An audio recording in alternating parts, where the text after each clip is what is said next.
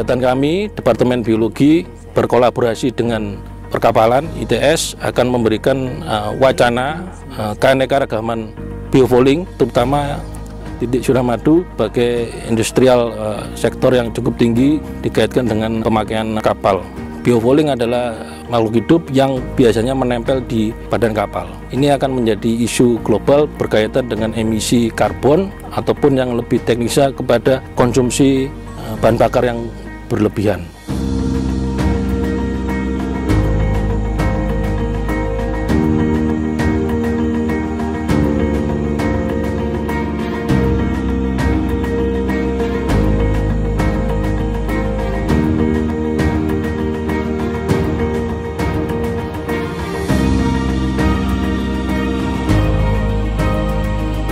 Saat ini kita lagi melakukan pengambilan sampel yang di Selat Suramadu, yaitu tentang biofouling. Kita kolaborasi dengan Departemen Biologi, dengan internasional kita konsorsium dengan beberapa perguruan tinggi, yaitu Harvard University, riset bersama Indonesia Bioenergy Global Economy atau IBEC. ITS, Departemen Biologi menganalisis tentang biofoulingnya sendiri, sedangkan dari teknik sistem perkapalan berkaitan dengan masalah gaya gesek yang terjadi pada spesimen yang kita celupkan di Selat Suramadu.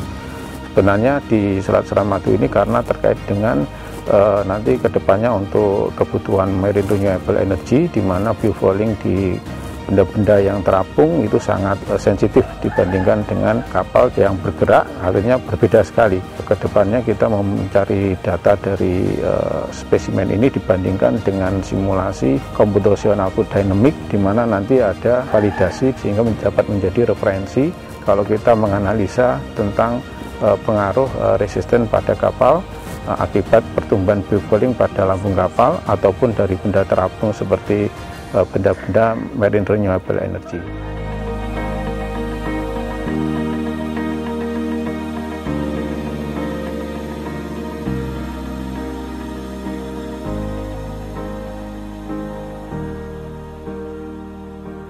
Research ini bertujuan untuk memahami karakteristik biofouling dan korosi pada device dan teknologi energi laut, khususnya di perairan tropis Indonesia, dengan harapan dapat memberikan baseline evidence yang menjadi dasar dan rujukan bagi para pengembang teknologi energi laut baik nasional maupun internasional. Baseline evidence ini juga diharapkan dapat memberikan rekomendasi bagi pengambil kebijakan dalam menyusun roadmap R&D energi laut untuk tidak hanya fokus pada energi efisiensi dari teknologi yang dikembangkan, tapi juga mempertimbangkan material and environmental aspects yang dapat mempengaruhi durability and longevity dari teknologi itu sendiri.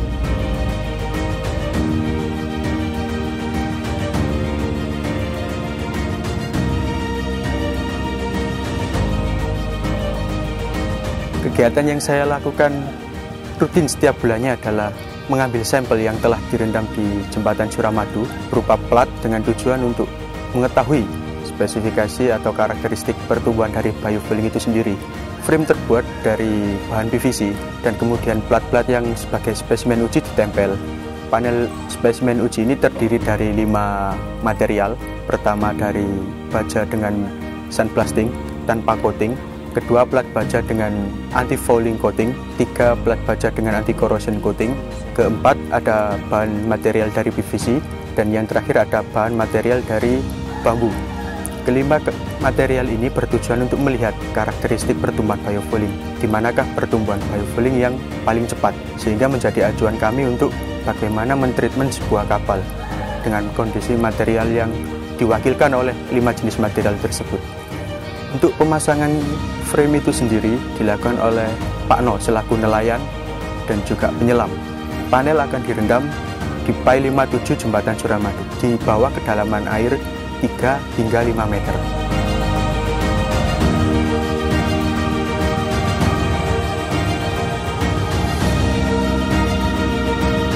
Kali ini saya berkegiatan sama bapak-bapak dari TS untuk pengambilan frame. Lokasinya Suramadu sisi Madura, yaitu letaknya di Pier 57. Kesulitannya itu waktu pengambilan, itu pertama arus pas kenceng itu jadi nyangkut-nyangkut di pilar-pilar itu. Pas ombak tentunya kesulitan untuk pengambilan perahu, nggak bisa mendekat ke lokasi frame ini.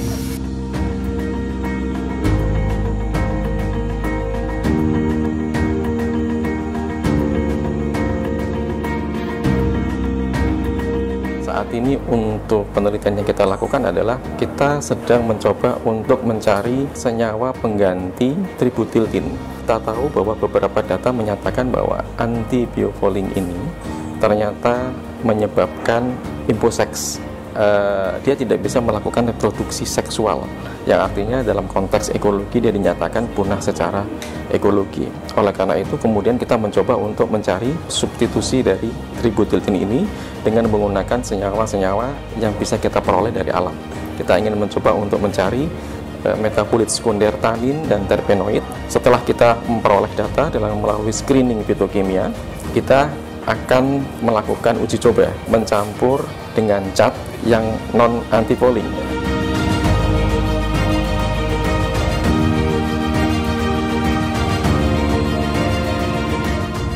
Dalam pengambilan data, beberapa parameter kunci yang ditentukan diantaranya adalah menggunakan beberapa jenis material yang berbeda, mengatur durasi submersion di dalam laut, dan juga menentukan jarak kedalaman submersion dari permukaan laut. Kemudian agar data yang diperoleh juga statistically robust, masing-masing material yang berbeda tadi direplicate sebanyak 3 buah untuk masing-masing frame dan kemudian ditempatkan secara random di dalam frame. Untuk research ini berada di Indonesia, maka tentunya diperlukan sebuah kolaborasi dengan institusi di Indonesia. Saya berkolaborasi dengan para peneliti dari Institut Teknologi 10 November ITS Surabaya, yaitu dari Departemen Teknik Sistem Kapalan dan Departemen Biologi. Dengan menjalin kolaborasi ini diharapkan tidak hanya memudahkan dalam pengambilan data, tetapi juga membuka network untuk ide-ide riset lanjutan di Indonesia di masa yang akan datang, khususnya untuk topik biofouling and corrosion.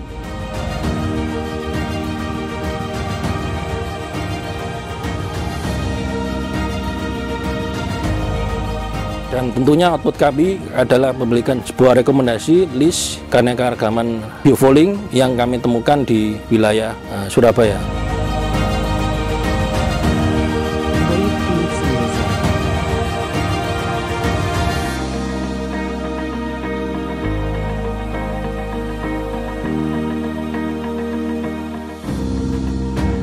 Harapan kami dengan kolaborasi internasional maupun lokal yang dengan antar departemen ini bisa menumbuhkan materi-materi yang bisa menambah khasanah tentang tugas akhir atau paper, jurnal dan sebagainya di lingkungan ITS.